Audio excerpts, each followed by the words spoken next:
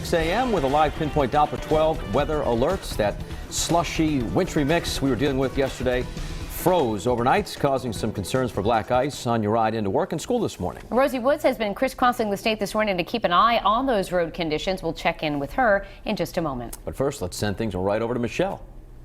Well, guys, we are tracking black ice this morning. There's no new precipitation falling, no rain or snow as we look at the live pinpoint Doppler 12 radar. However, we've been below freezing now for more than 6 hours, and the temperatures overnight falling to between 15 and 20 degrees. Smithfield, Providence, and Newport down to 21, New Bedford, and in Westerly. So plenty cold for any of that slush, the water that was on the roadways, your sidewalks, your driveways overnight to freeze. Anything untreated is going to be very slick this morning, so definitely need to watch for that. Wind chills are in the single digits, and need all of your winter weather gear for today. Warm coat, hat, gloves, scarves. Commuting into work, use caution. Even if it looks like the road is okay, still can't be confident that there isn't some ice on the roadways. So icy patches going to be prevalent this morning. Bright sun will help to soften that ice, even though I do think our temperatures will be below freezing most, if not all, of the day today.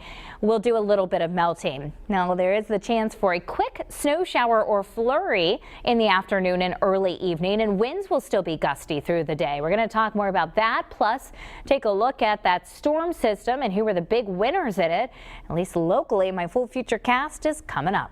Right now, I want to head out to the roads and get a check on the morning commute. Here's your pinpoint traffic. Good morning, everyone. You may want to start your car just a couple minutes early. It's cold out there this morning. Getting ready to head out of the house, making your way into work. You can see you do have some black ice over here, 195-95 split, and certainly seeing more of it on your secondary streets, as well as even just your neighborhood, sidewalks, all of those areas. Icy out there this morning. Heading out the door, if you're making an early morning trip heading north to Boston, between Taunton and Boston, your drive times are looking pretty good. May want to slow it down just a little bit. Again, do that black ice. No problems along 295 this morning. You see your maps are looking clear right now, about 60 miles per hour, making your way from Massachusetts into Rhode Island. And if you're heading up north in between Pawtucket and Attleboro, you're moving at about 63 miles per hour right now. Live with your pinpoint traffic, Melissa Sardelli, Eyewitness News. All right, thanks, Melissa. Most schools back in session this morning, although there are still a number of delays. You can see those running at the bottom of your screen. Now, today we're checking the road conditions in those particular communities. Eyewitness News reporter Rosie Woods live in Breaking News 1 now. Rosie? Hey guys, good morning. Right now we're in North Providence. We're right at the corner of Adams Street as well as Franklin Street.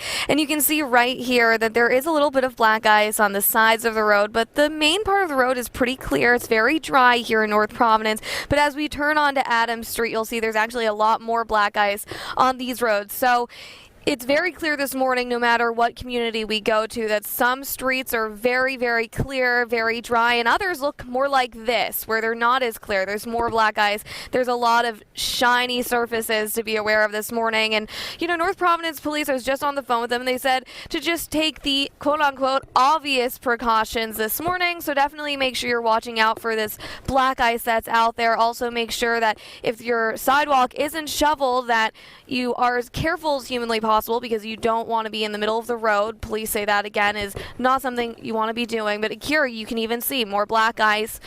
The road really isn't that clear, but again, there is no parking ban here. Public schools do have a 2-hour delay in this area, and there's no morning pre-K, so that's something to be aware of. If you need to look for the private schools or Catholic schools, we have all of that information on our website. But again, North Providence is looking pretty good. Still black ice to be aware of, but we're going to another community in just 30 minutes, so you'll want to stay tuned for that. Live in Breaking News 1, Rosie Woods, Eyewitness News. More local coverage. Children who attend Barrington Middle School, well, they have the day off today. That's because there was a leak discovered in the roof of the school. Police tell us they sent out a reverse 911 call to let the families know about the problem. Officials have not said when repairs to the roof will be finished. And today, the airlines will be playing catch-up. Thousands of flights along the East Coast canceled Monday and Tuesday at TF Green. About half the flights that were supposed to be departing this morning have now been canceled. The same goes for flights in and out of Boston's Logan airports. In Washington, a Senate subcommittee is holding a hearing today on Russian meddling in our election. At that hearing, director of the FBI expected to discuss whether or not his agency is investigating any links between the Russian government and Donald Trump's presidential campaign. Brian Yacono live in the newsroom with the latest. Good morning. A few things we're tracking out of Washington for you today. The president's travel ban, the new one, goes into effect tomorrow. Also increased pressure on the director of the FBI now to reveal if his agency is investigating any ties between the Trump administration and Russia during last year's presidential campaign. Now, in terms of that travel ban, federal lawyers now say the new ban is, quote, substantially different from the original and does not need to be blocked by the courts. Those lawyers say the new version erases any doubt that national security, not religion, is the focus. The ban on 6 Muslim-majority countries goes into effect tomorrow. Hawaii's lawsuit against the ban going before court today. At the same time, the FBI director, James Comey, is expected to reveal today if his agency is investigating ties between the Trump administration and Russia during last year's campaign. In addition, Senators Sheldon Whitehouse and Lindsey Graham are putting pressure on Director Comey for evidence into the president's claims of wiretapping. I'm going to give him a little more time, but if I were the FBI director, who I like, I would respond to my letter and Senator Whitehouse's letter, which is supported by Senator Grassley and Feinstein, before I publicly testified, because she'll run afoul of the Judiciary Committee. If I were you, I wouldn't do that. We are also getting a first look now at some of President Trump's tax returns. We'll have the latest for you on what they're starting to reveal now. That's coming up in 30 minutes at 6:30. In the newsroom, Brian Yacono, Eyewitness News. New this morning, police in Taunton are investigating after a woman was struck by a vehicle. It happened at about 10:30 last night on the 700 block of Bay Street. Police tell us the victim was taken to Rhode Island Hospital, but they have not provided an update on her condition. No word on any charges. We do expect to learn a lot more later this morning. We're bringing the details as soon as we get them. So after the snow closed Boston courts yesterday, the double murder trial of Aaron Hernandez set to resume today. On Monday, a judge denied the defense's motion for a mistrial. They had argued that a witness unfairly identified Hernandez as the shooter in testimony last week. Hernandez is accused of killing 2 men outside of a Boston nightclub following an alleged incident over a spilled drink. Now here's a look at a Target 12 Investigators exclusive you'll see later tonight as we reveal a no-bid contract. It's a story Target 12 investigator Tim White has been researching for weeks now. He is here now with a preview of what he's found. By law, any state contract with a price tag of $5,000 or more must go out to bid.